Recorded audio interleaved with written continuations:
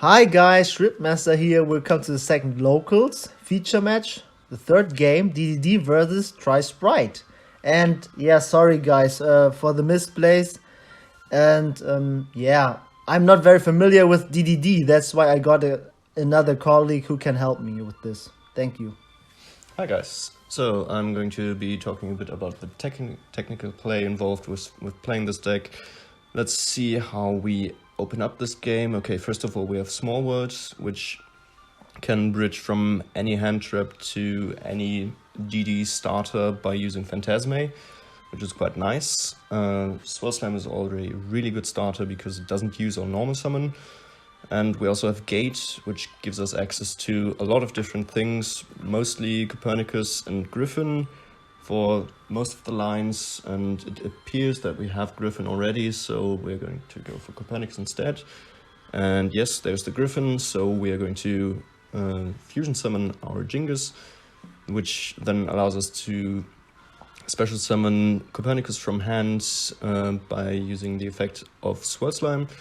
This then allows for Griffin to be reborn, which gives us a search, as well as the effect of Copernicus, which gives us a mill, which we are going to use on Vice Typhon, and we're going to search for Orthros. This allows for a Baroness combo, since we can now synchro summon Baroness as our 5th summon, so we are Nibiru proof from here on out. We can now link summon into a Gilgamesh, which is one of the main choke points, so since we already have a negate for that, this is safe to go through. And we can put Ragnarok and Reiji in our scales. This allows us to pendulum summon back both the Orthros and the Griffin.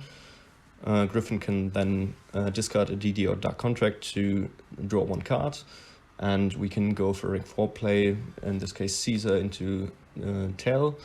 This allows, first of all, to make 1000 burn damage to the opponent, so we are on equal life points again, since we took 1000 from Gilgamesh, and through the Baron effect we can destroy our own Tell, which allows us to send another DD card from deck to grave.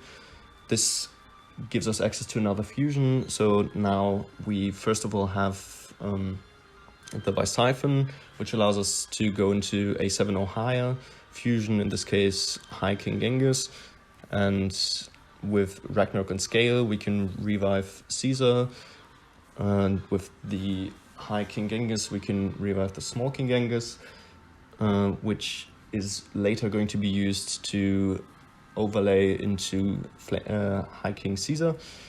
But first of all we're going to link off the Small Caesar, which then allows us to search for a Dark Contract. We're most likely going to go for Swamp King or Eternal Darkness here, depending on what fusion access we still have. Since we have the Necroslime in grave, we're probably going to go for Eternal Darkness. Yes, there it is. And now we can use Necroslime in grave to fusion summon the second Jingus, which then allows us to overlay for High King Caesar. And then we can turn the High Genghis into a Deus Machinax, which provides additional interruption by using the contracts or the materials to suck monsters from the opponent when they activate their effects on the field. And there comes the High King Caesar, which is a summon negate, not once per turn, by detaching a material, and also boosts our monsters, and when it's sent to the graveyard we can add a Dark Contract from deck to hand. We have 2 set cards, one of which is the Eternal Darkness that we searched. The other one might be a Headhunt, or it might be a Called by the Grave, because those are pretty much the only back row that you usually play in this sort of build. If it's a Headhunt, we might want to use it on the normal summon, depending on what we play against. If it's a Called by, then we'll see what we have to interrupt here. So let's see how our opponent opens this up. First of all, we have a normal summon of a Tri-Brigade kit. So in this case, I would probably use a Headhunt already, since we are up against some sort of Sprite variant. So taking the level 2 is crucial to deny them their place. but it appears that we are not doing that, so there's a foolish. This seems to be resolving just fine. I'm not entirely sure whether we are opting to negate. No, okay. Then there's a droplet being chained. Okay, so we're going to send a jet from hand, a kit from the field, and the foolish itself, okay, to pretty much take out all our interruptions. That's very unfortunate. But we still have that one set card, and we have the Eternal Darkness, which provides some difficulty for our opponent to play through. And it appears that we send a Nimble Angler from the Foolish. So this would be a prime called by the grave target, because that denies access to other level 2s for the sprite play to continue. So let's see what we do here. Is it a called by? Is it a headhunt? Who knows? And it seems to be called by, but on the kit. Why on the kit? I don't get it. Okay. Well, this certainly complicates things, because now we get access to 2 anglers, or beavers rather, which can be used both for link summons and technically Xyz summons, but the Eternal Darkness luckily has text on it, which means that we won't be able to Xyz summon as long as we have 2 DD monsters in our scales. So let's see if how the sprite player wants to continue this. First of all, we'll special jet and search for a sprite spell or trap, which is most likely going to be Smashers. Let's see. Oh no, it's Gamma Burst. Okay, so we are opting to try and go for an OTK. That might prove to be quite difficult, because Machinex has a defense of 3000, while the other 2 are still negated and halved, so our High King Caesar's at 1400 and our Baron is at 1500, so that's easy to beat over, as well as the Gilgamesh that's at 1800, that's also still quite easy to beat over. But you don't really want to run over Gilgamesh, because it floats into a DD monster from extra deck or graveyard, which then triggers your Gilgamesh or your Ragnarok to summon something else back from the graveyard. So that really is not a good play here. It appears that we want to go for an Xyz summon. That is not legal though, because Eternal Darkness is still on the field. So it appears that no one seems to have caught this, so yeah, unfortunate. But this seems to be resolving just fine, so we're gonna get a Karas from deck. And then we're most likely going to link off the Gigantic Sprite and the Beaver, I would assume, into an Elf at this point, since we have already used the Angler, so Sprint doesn't really make a lot of sense. Let's see where we go from here.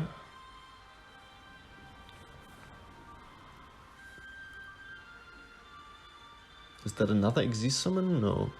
Ah, that's a Link summon, okay. So, yes, the Gigantic Sprite and the Beaver are going into Elf, yes.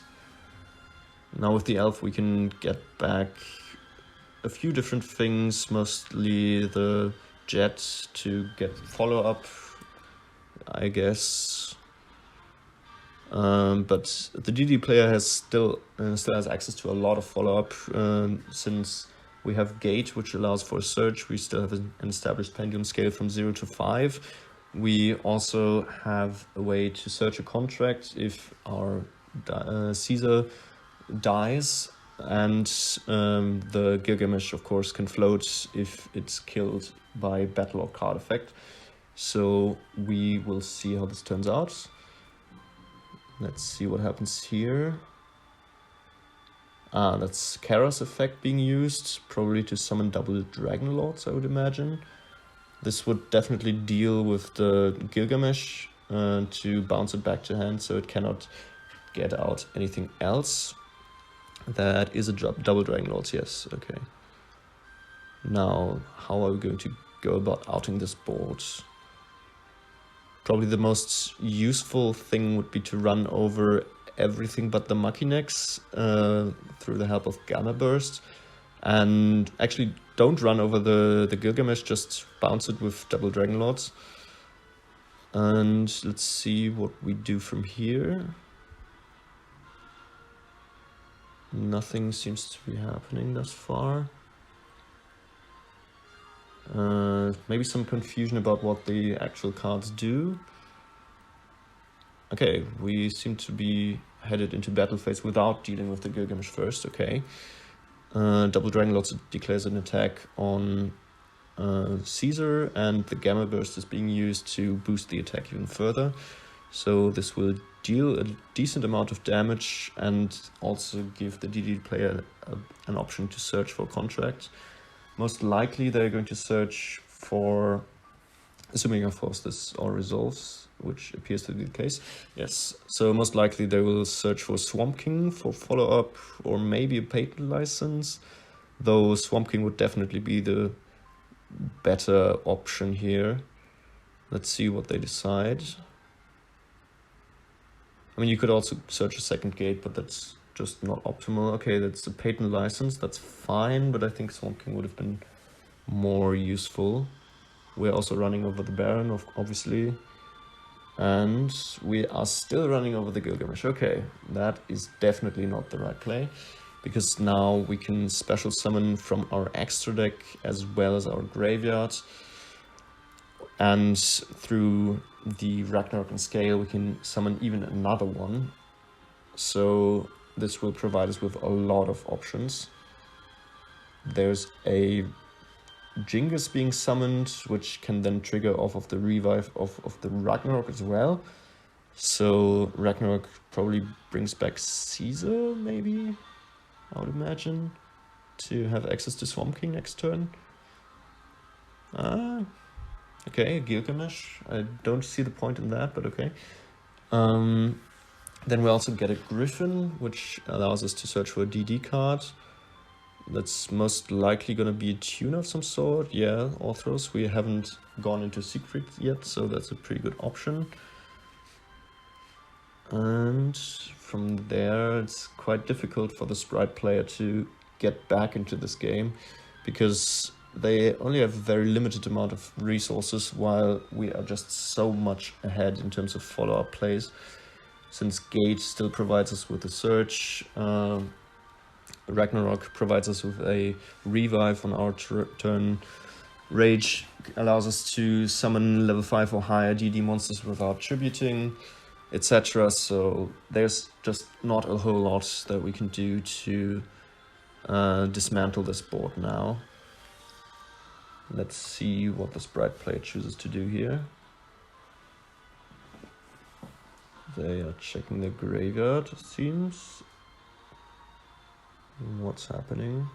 Some confusion about something, maybe. Okay, effects, double Dragon Lords being used to send something from hand, it appears. Yep. To bounce probably the Machinex at this point. Yep, there it goes.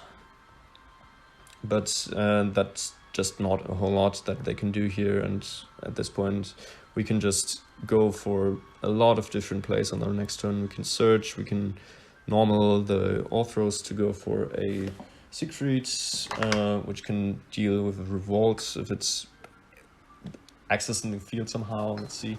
There's also a Masquerena being summoned. Let's see where this gets us. Probably into an Appaloosa in the opponent's turn, which we can quite easily deal with. Okay, so we're in the standby phase, which means we will take some damage through our contracts, but one of these 1000 points of damage will be blocked through Rage's Pendulum Scale ability. So we only take 1000 from that, which means we are still very much alive. And we have our search, we have our normal summon, we have plenty of revives, so this should be lethal quite soon. We will normal summon the Orthros to go into Siegfried and probably trigger our revives from that. This is where our opponent is going to use Masquerena and chain the Elf to probably bring back Jet, I would say. Just to search follow-up, maybe. Okay, we're going to link off. Why are we using the Jet as well? If we would have just kept it on the board, then we could have searched. This way it's going to miss its trigger. So yes, we have one more negate, but we don't have any follow-up whatsoever, so I guess it probably doesn't matter too much, because at this point we are just so much ahead that there's nothing they can do to stop this DDD player from winning this turn, I would say. Assuming, of course, they play their cards right. Let's see. So at this point I would probably go for the Synchro first. So we would use Griffin and Orthros. Okay, no, they are trying to search first, and they attempt to negate the effect of Gate by using Appaloosa. That obviously doesn't work, because Appaloosa can only negate monster effects, and that's a spell effect. But still, the Appaloosa could prove quite difficult to get rid of. Okay, we are going to search a Copernicus. That's a way to bait one of the charges of Appaloosa, so to speak. First of all, we are going to synchro into Secret, though, which could then trigger our revives. We don't seem to be triggering our revives for some reason. Okay. Interesting choice. We are heading straight into battle phase. Okay, but why? There's so much more that we could have done here. Okay, Double Dragon Lords is using its effect to bounce the Secret back. But still, that doesn't seem like a good situation for the Sprite player, because we can just go for a Machinex, and when they try to negate something, we can get the Appaloosa with the Machinex. Let's see what else is happening here. We have a Copernicus still in hand, which we can still normal summon. No, actually, we can't normal summon, but we still have a Pendulum summon, so we can still get it out. And we also have 2 revives that we can still use. And how did that happen? Ah, and that's still on the summon of the Machinex, I see, okay. So this is how we get out the big Genghis, which could then trigger the small Genghis. Let's see if we opt to do that. Or are we too afraid of the Appaloosa negates? At this point I would just go for it, because they have to negate it, otherwise they fall way too far behind. But we seem to be comfortable with just setting one and passing? That's just infuriating, but okay. Yep, there the turn is being passed. That set card better be a headhunt, I guess. We will see what the Sprite player has in terms of follow-up. If they top decked something good, like a starter maybe, then that would be really bad for us, but for the most part, I don't think we can lose here. Even if they have a starter, we could just headhunt. Okay, so yeah, it is a headhunt. So there we scoop them up. Okay, that was a decent game one.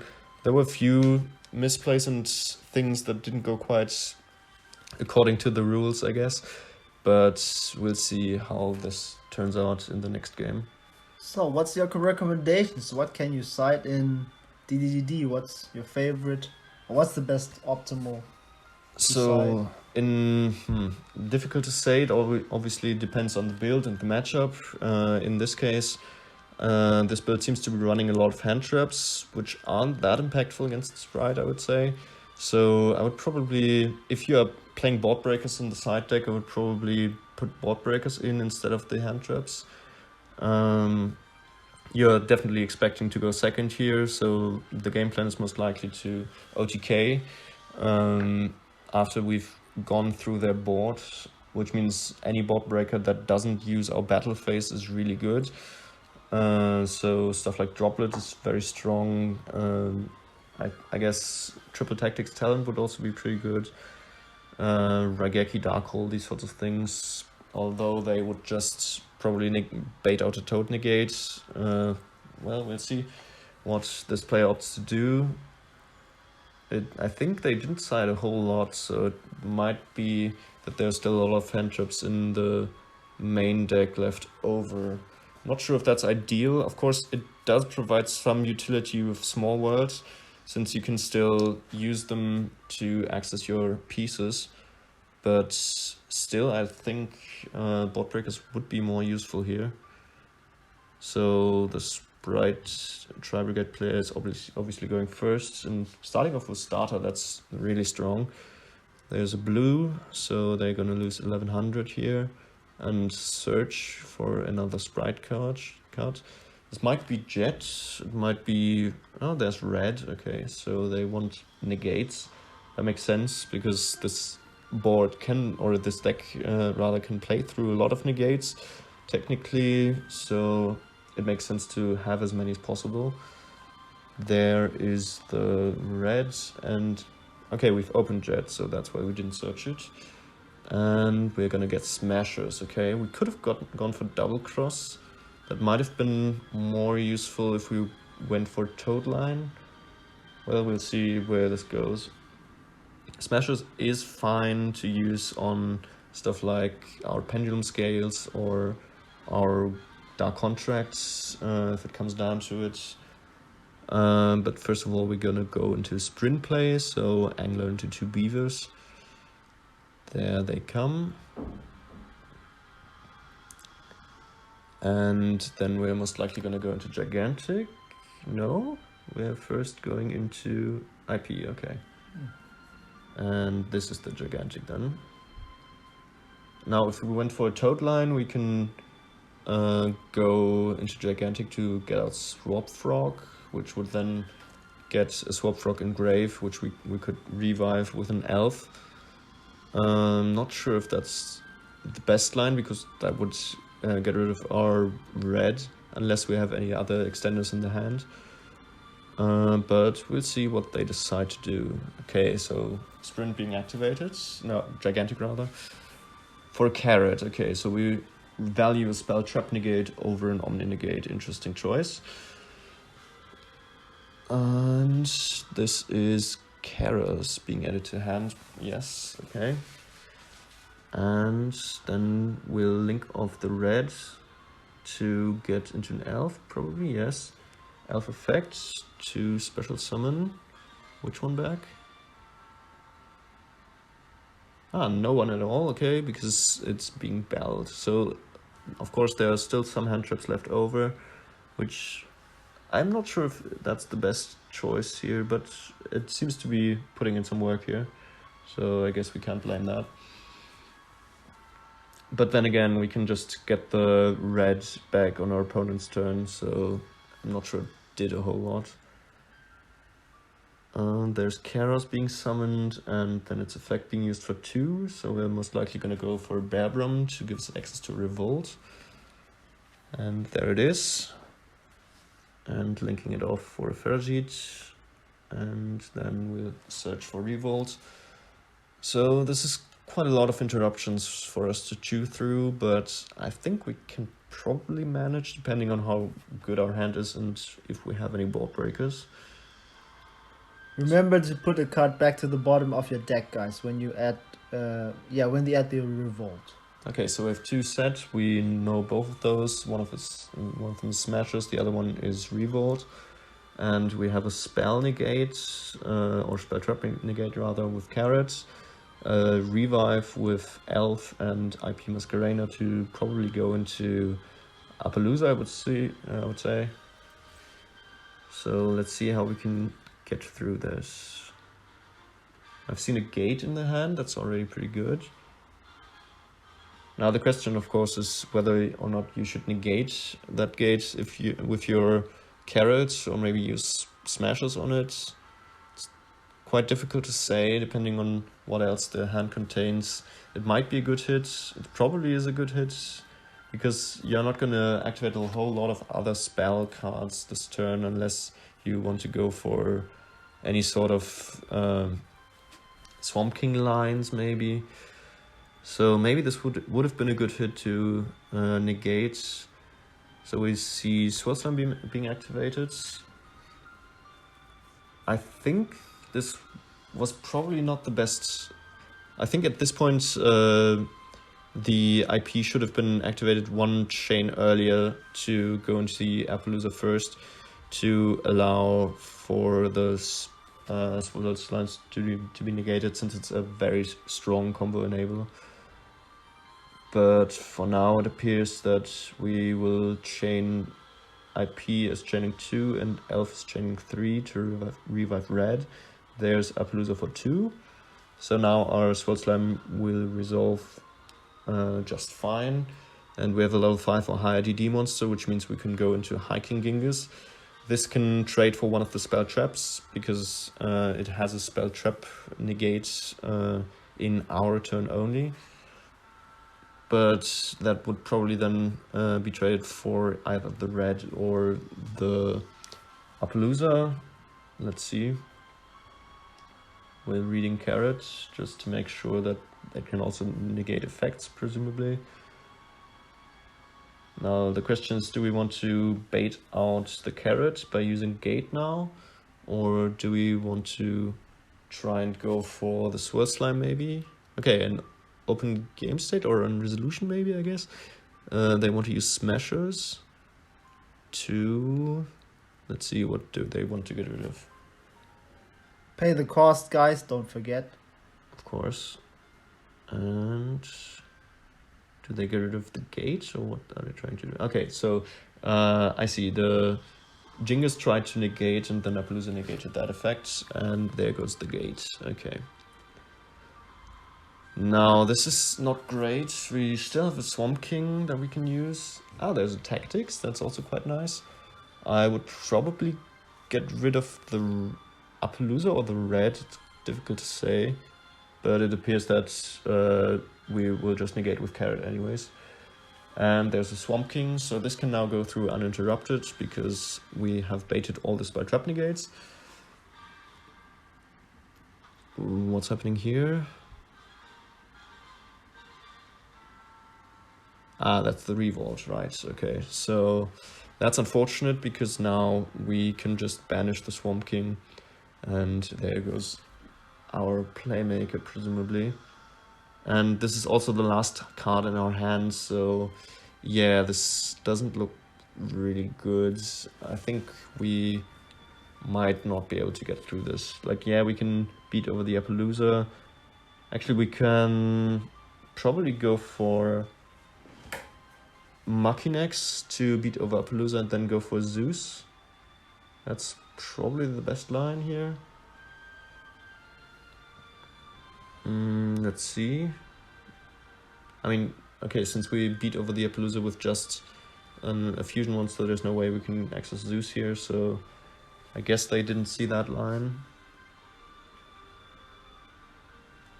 So now it's the Sprite player's turn again, and this is probably going to be over quite quickly.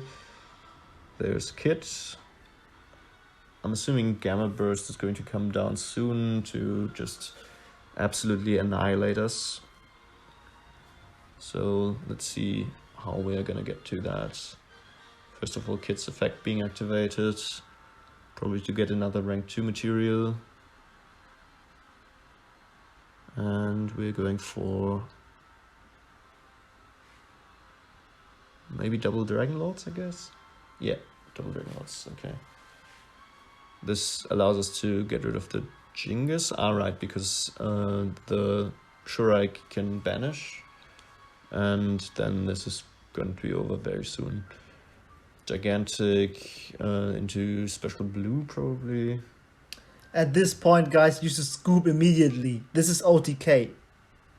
This is straight up over 8,000 life points. You should scoop immediately. There's blue getting Jet, and then Jet getting a Gamma Burst, and then that's just more than enough. Yeah, okay. So we're going to see a game 3 here. Now, the important thing for game 3 is obviously the time limit. Obviously, as DDDs, we want to go first. We have some options in time. We can do burn damage. We can also try to gain life points. The burn damage line is much more accessible than the life points line. The life point line can technically equalize a more gaping life point difference. So we will, if we are uninterrupted, the line that I most likely would go for would be to access Gilgamesh, and then Caesar, which would give us access to Tal. And Tal can do 1,000 burn damage. And when Tal is sent to the graveyard, we can send Patent License, which would allow us to reset the Tal. And then by reviving Caesar, we can summon Tal once again, and its effect is just once per copy. We can then use it again to burn for another 1,000. And since we took 1,000 from our Gilgamesh, we would still be 1,000 life points ahead. So that would give us the victory in time. There is another way to gain life points, which would involve using Siegfried. There are also some other cards that can gain life points, but most of the time they aren't played. So Siegfried can gain life points by being destroyed by card effects or battle, which is very difficult in the first turn, of course. And then gaining 1,000 for each contract you have. You also have a line that involves D-Arc, but for that you would need several effects that would cause effect damage to you, or you would need to get out the D-Arc before you go for Gilgamesh, because then you have Gilgamesh to burn you and Ragnarok to burn you. So we'll see what line we go for here. Copernicus from Gate is quite good, because that gives us access to Lamia, for example. We're not going for Lamia, so we probably already have her. Yes, there she is. Pitching Swamp King probably wasn't a good move here. I would probably have used the Gate, because we've used it already, and we're definitely not going to use it anymore. And there comes Gilgamesh. Now there's a few different options here. Probably Ragnarok and Rage, yep. We still have a Fusion and Grave with Swamp King, or with Necroslime. Pendulum Summon for 1, that's definitely not ideal. We definitely wanted to get to rank 4 here. And now we have a Fusion Summon, yes, which would allow us to trigger the Ragnarok, but that only gives us 1,000 back that we lost from Gilgamesh. So this is only going to be a draw, I think, since we don't have any more cards in hand. So very unfortunate. There was a line here, but I don't think they knew about it. So, well, unfortunate. Yeah, guys, that happens. And sorry for the misplays. Sometimes, yeah, everyone can miss them. Yeah. It is quite a difficult deck to pilot, so I don't blame them, definitely.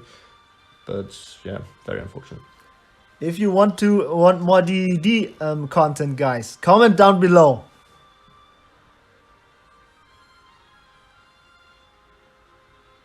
And yeah, Shurit-Master over and out.